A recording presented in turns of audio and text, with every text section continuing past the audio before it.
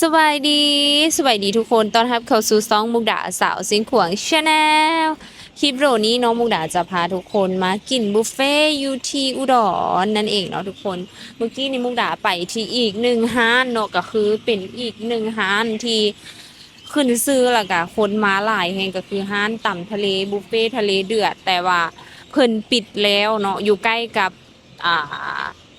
รถไฟนั่นแหละอยู่ใกล้กับรางรถไฟอย่างสักอย่างนี่แหละเนาะทุกคนเนาะแต่ว่าเพิ่นปิดเนาะห้านนั้นเพิ่นปิดแล้วเด้อพี่น้องแล้วก็เลยอกหักอีกแล้วอกหักจากอุดรธานีอีกแล้วทุกคนแล้วก็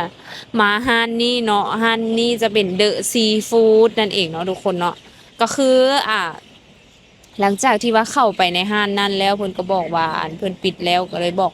ให้เขาเจ้าแนะนำมาหลังจากนั้นเขาเจ้าก็แนะนำมาก็คือมาห้านนี้นั่นเองเนาะพี่น้อง แบบมาแบบบ่ฮู้เรื่องเลยคันว่าพี่น้องคนใดเนาะที่ว่าอยู่ใกล้เขตนี้เนาะมีห้านใดนะสามารถแนะนำมุกดาได้เด้อเนาะพี่น้องคนใดที่ว่าอยู่ใกล้ห้านนี้นะหรือว่ามีห้านใดที่ว่าแบบ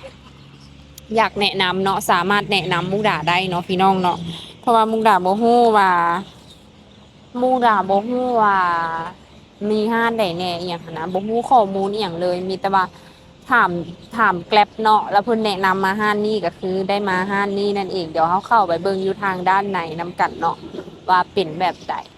ว่าจะมีแบบทะเลแบบใดแหน่แล้วอยู่ทางฝั่งนี่ก็คือแบบรถหลายแฮงบ่ฮู้ว่าทางไปใส่ทางมาใส่เนาะบ่ฮู้เรื่องเลยเข้าไปทางด้านในพร้อมกันเนาะทุกคนเนาะ นี่เข้ามาทางด้านในกันแล้วซึ่งว่าอยู่ทางด้านในก็จะมีทั้งหอยทั้งกุ้งแล้วก็จะมีของหวานอย่างต่างๆรวมทั้งมีเนื้อนำกันอีกบ่ว่าจะเป็นเนื้อหมูเนื้อวัวแล้วก็มีน้ำจิ้มอียงก็คือให้เฮาได้ไปตักเอาเองเลยมื้อนี้มุกดากะเน้นกินกุ้งแล้วก็กินปูทุกคนซึ่งว่าบรรยากาศภายในห้านของเพิ่นก็เป็นบรรยากาศที่แบบว่าค่อยค่ำยามแลงคนก็คอยทยอยกันเข้ามาแล้วแต่ว่าช่วงที่ว่ามื้อที่มุกดามาจะบ่เห็นคนมาหลายปานใดเนาะทุกคนเนาะบ่แน่ใจคือกันแต่ก็จะมีแบบพี่น้องทยอยเข้ามานั่นเองเด้อทุกคนซึ่งว่ามุกดาก็บ่ได้ย่างเลาะจนทั่วแล้วเพิ่นก็มีเต่าให้เฮาอีกบ่ว่าจะเป็นเต่าปิ้งแล้วก็จะเป็นเต่าดาดนำกันซึ่งว่าบุฟเฟ่ของเพิ่นเนาะก็คือจะเอิ้นได้ว่ารีฟิลน้ำนำกันอีกเด้อทุกคนนี่ขนาดว่ามาพากย์เสียงก็ยังแบบว่าอื่นน้ำลายไปนำนะทุกคนคือแบบแซ่บแฮงกุ้งเพิ่นจะเป็นกุ้งมังกรแบบนี้เลยตัวใหญ่ๆแบบนี้เลยเบิ่งแม่ทุกคนเป็นตาแซ่บบ่มาเด้อพี่น้องเด้อมากินน้ำกันจากที่เฮาอกหักจากห้านเดอะห้านเอียงว่าห้านต่ำทะเลเดือดเนาะก็คือเป็นห้านบุฟเฟ่ที่แบบเห็นเพิ่นรีวิวหลายมุกดาก็กะว่าจะมาห้านนั้นแต่สุดท้ายเพิ่นก็ปิดก่อนห้านนั้นทุกคนมาห้านนี้กันต่อเลยนี่กุ้งโตทำอิฐก็คือโตใหญ่แบบนี้เลย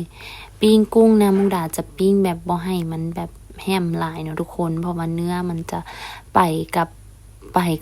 กาบกับกีบมันนะทุกคนได้กินน้อยเดียวก็เลยว่าปิ้งเอาขึ้นปิ้งแล้วก็เอาลงเลยแบบนี้ซึ่งว่าอยู่อุดรธานีเนาะทุกคนแบบว่าการไปมาสะดวกแฮงมุกดาก็เอิ้นแก็บมานั่นเองเนาะทุกคนมาเด้อมากินน้ำกันซึ่งว่าเสียงอยู่ภายในห้านค่อนข้างที่จะเสียงดังน้อยนึงเนาะมุกดาก็เลยว่าปิดเสียงแล้วก็มาพากย์เอาเนาะทุกคนเนาะแล้วก็การบริการเพิ่นก็น้ำฟรีนั่นเองเนาะทุกคนซึ่งว่าสามารถสั่งแบบเครื่องดื่มได้อันนี้ก็จะแบบเพิ่มเข้ามาแต่ว่าราคาบุฟเฟ่น่าจะประมาณคนละ299 บาทประมาณนี้นะทุกคนหรือว่าเท่าไหร่วะบ่แน่ใจคือกันเดี๋ยวมาถามเบิ่งตอนท้ายนำกันว่าราคาบุฟเฟ่แม่นหัวละเท่าใดป้ามุกดาก็กินแต่กุ้งกระแท้ว่าพี่น้องมากินซอยกันเด้อพี่น้องและพิเศษสุดๆเลยก็คือน้ำจิ้มของเพิ่นตัวนี้นะทุกคนเนาะอาจจะเป็นจิ้มแบบสูตรเด็ดถึกใจมุกดาที่สุดซึ่งว่าเป็นน้ำจิ้มที่แบบมาออกส้มๆนัวๆแบบนี้เนาะซึ่งว่าเป็นแบบ คือจะบ่ได้ติดหวานหลายปกติน้ำจิ้มอยู่ประเทศไทยส่วนหลายเนาะเพิ่นจะมักแบบใส่แบบติดหวานนิดนึงแต่ว่าตัวนี้เนาะเป็นน้ำจิ้มซีฟู้ดที่แบบถูกใจที่สุดเลยเป็นส้มๆนัวๆทุกคนกุ้งกะฮ้อนๆนอกจากนั้นแล้วเพิ่นยังมีอันอื่นนำกันอีกเนาะบ่ว่าจะเป็นหอยนางรมแบบนี้แล้วก็มีของหวานอีหยังหลายอย่างแต่ว่ามุกดาบ่ค่อยได้ไปเลาะเบิ่งนะทุกคนมีหลายอันแท้ก็แต่ว่ามุกดาส่วนหลายมันจะเน้นกินกุ้งนั่นเองเนาะพี่น้องป้าเบิ่งแม่มือหั่นน่ะมือเพิ่นก็มอมแมมเอาแท้ว่าพี่น้องเอ้ยอันนี้ก็คือ3ตัวพร้อมกันเลยตัวใหญ่ๆตัวนี้นะแต่ว่าเป็น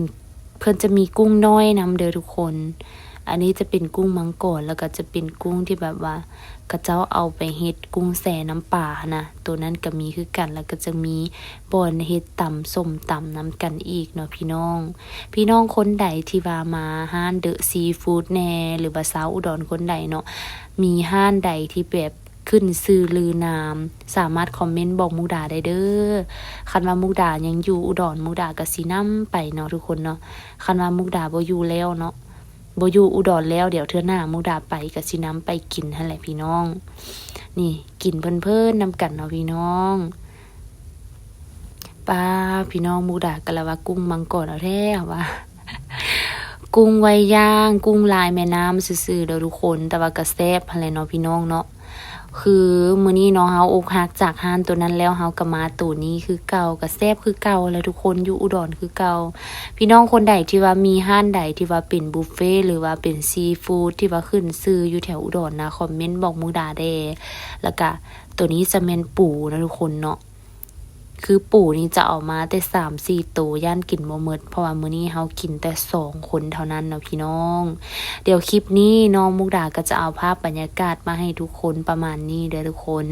ซึ่งว่าอาหารอีหยังต่างๆเนาะบ่ได้กำหนดเวลาแล้วก็กินบ่อั้นเลยประมาณคนละ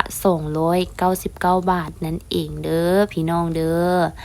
และนี่บรรยากาศที่ว่าค่อยค่ำยามแลงมาแล้วเนาะประมาณ20:00